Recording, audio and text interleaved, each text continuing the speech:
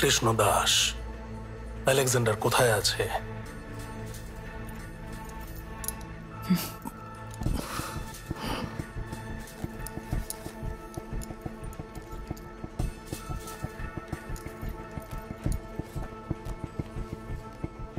যে মরে গেছে তার আত্মার শান্তির জন্য একটু সহায়তা করতে দাও।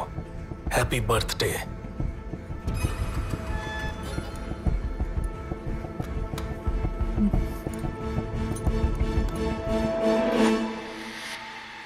আলেকজান্ডারের এই শব্দগুলোই আজর মৃত্যুর কারণ হয়ে উঠবে। কৃষ্ণ দাস, তোমার সাথে যা ঘটেছে সেটা সুবিচার নয় ঠিকই, কিন্তু তিনটে মানুষের মৃত্যু হয়ে গেছে। কমপক্ষে এখন তো থামো।